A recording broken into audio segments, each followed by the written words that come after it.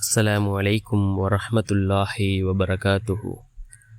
அல்ஹம்துலில்லாஹ் அல்ஹம்துலில்லாஹில்லதீ நஹ்மதுஹு வனஸ்தஈனுஹு வனஸ்தக்ஃபிருஹு வனுஅ்மினு பிஹி வனதவக்கலு அலைஹி.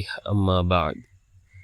அன்பிற்குரிய அல்லாஹ்வின் நல்லடியார்களே, அன்பு சகோதரர்களே, நாம் தொடர்ச்சியாக பார்த்து வரக்கூடிய துஆக்களினுடைய திக்ருகளினுடைய தொகுப்பில் இன்று நாம் பார்க்க இருக்கின்ற விடயம் என்னவென்றால், இன்றைய தினம் இஷாவுடைய தொழுகையை தொழுதுவிட்டு நாம் இந்த துஆவை 113 தடவைகள் ஓதி அல்லாஹ்விடம் பிரார்த்தனை செய்வோம்.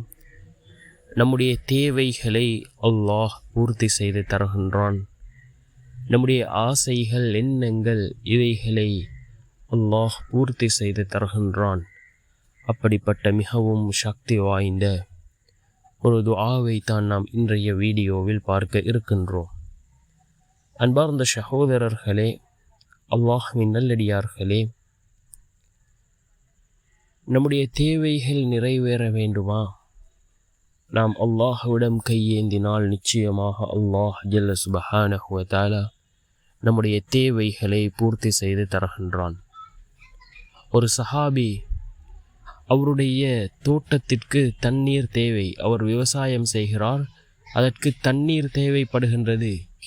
அந்த சஹாபி 2 ரகாத் தொழுதுவிட்டு அல்லாஹ்விடம் கையேந்தினார்கள்.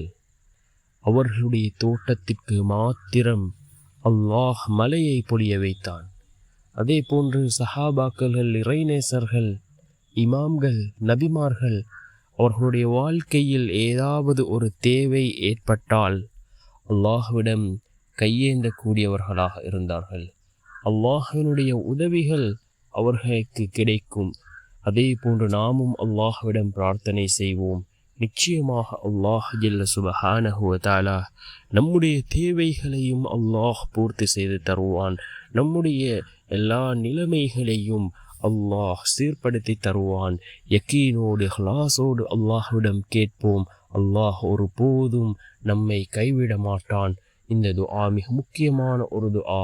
அல் குர்ஆனினுடைய 30வது அத்தியாயத்தின் 5வது வசனம், பினஸ்ரில்லாஹ் யன்சுரு மை யஷா வஹுவல் அஸீஸுர் ரஹீம். பினஸ்ரில்லாஹ் யன்சுரு மை யஷா வஹுவல் அஸீஸுர் ரஹீம். அல்லாஹ்வின் உதவியினால் வெற்றி கிடைக்கும். அவன் தான் நாடியவர்களுக்கு உதவி புரிகிறான்.